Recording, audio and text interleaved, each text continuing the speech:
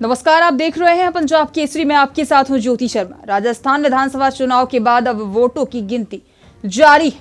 अभी तक सामने आए रुझान में भाजपा बहुमत की जादुई आंकड़े को पार कर चुकी है, तो वहीं राजस्थान के तिजारा में बाबा बालक नाथ का जलवा बरकरार है। राजस्थान में सबसे हॉट सीट से अलवर के तिजारा विधानसभा क्षेत्र में अलवर के लोकप्रिय सांसद और भाजपा प्रत्याशी महंत बालक नाथ योगी करीब 7,000 से अधिक वोटों से जीते हैं। तो वहीं जानना जरूरी है कि आखिर बाबा बालक नाथ है कौन। आइए जानते हैं। राजस्थान के अलवर से सांसद बाबा बालक नाथ मस्तनाथ मठ के महंत है। इसी कारण उनकी ड्रेसिंग स्टाइल यूपी के सीएम योगी आदित्यनाथ से मिलती जुलती दिखाई देती है, इसलिए उनको राजस्थान का योगी भी कहा जाता है। भगवा कपड़े में रहने वाले महंत बालक नाथ को बीजेपी के फायर ब्रांड नेताओं में से एक माना जाता है। आपको बता दें कि वह हिंदुओं का एजेंडों पर आक्रामक रूप से सुर्खियों में बने रहते हैं। आपको बता दें कि फायर ब्रांड वाली छवि के चलते वह आम जन में काफी फेमस भी हैं। बाबा बालक नाथ ओबीसी कैटेगरी से आते हैं, लेकिन देखना यह है कि जीत के बाद क्या कुछ कार्य करते हैं। आइए जानते हैं क्या कुछ कह रहे हैं बाबा बालक नाथ तस्वीरों के माध्यम से। बाबा बालक नाथ की जय।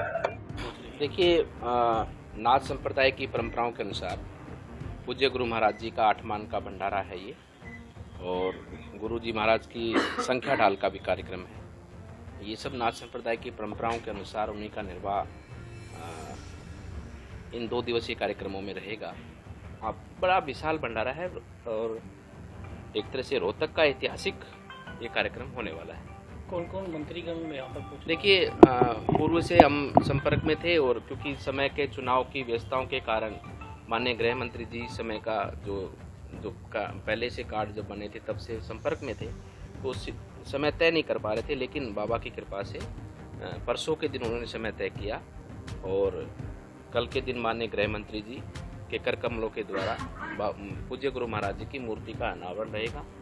और अगले दिन जो है कि उनके साथ में माननीय भूपेंद्र जी भी रहेंगे, जो कि हमारे श्रम एवं रोजगार और पर्यावरण मंत्री हैं। और 12 तारीख के दिन पूज्य सर संचालक मोहन भागवत जी रहेंगे, योगी आदित्यनाथ जी रहेंगे, स्वामी रामदेव जी रहेंगे, अवधेशानंद जी रहेंगे, और परमार्थ निकेतन से हमारे पूज्य महाराज जी रहेंगे।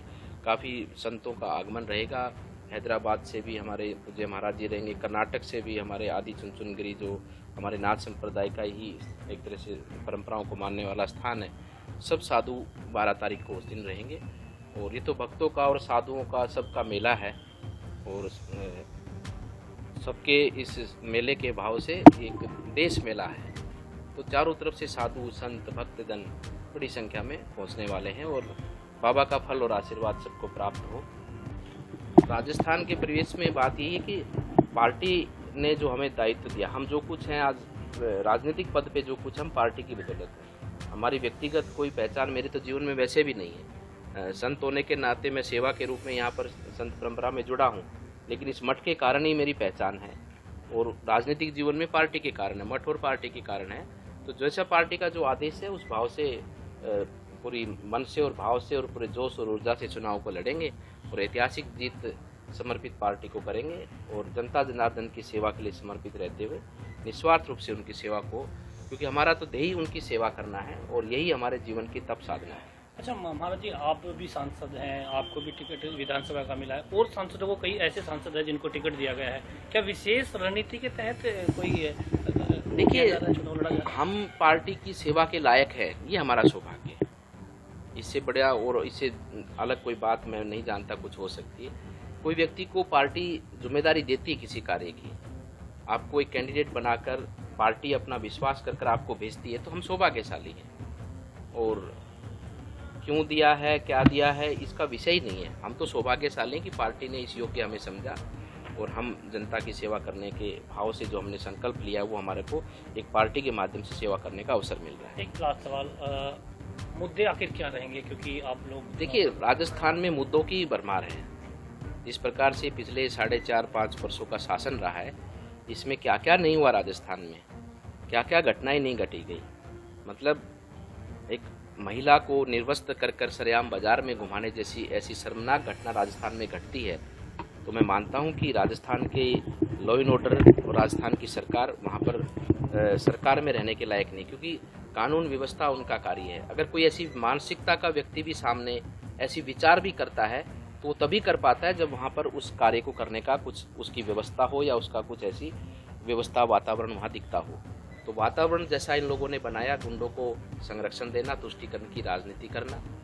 भिवाड़ी के अंदर, तिजारा के अंदर तो इतना व्यापक रूप से भ्रष्टाचार की सीमाएं लांघ चुके, वहाँ पर आए दिन दहाड़े बैंक लूटे जाते हैं, दिन दहाड़े वहाँ तुष्टीकरण की राजनीति के माध्यम से जिस प्रकार से प्रताड़ित जनता को किया गया, भ्रष्टाचार हो, महिला अपराध हो, तुष्टीकरण की राजनीति हो, किसानों के साथ धोखा हो, युवाओं के साथ धोखा हो, विकास की जहां बात करेंगे तो विकास का कहीं कोई हाल नहीं राजस्थान में।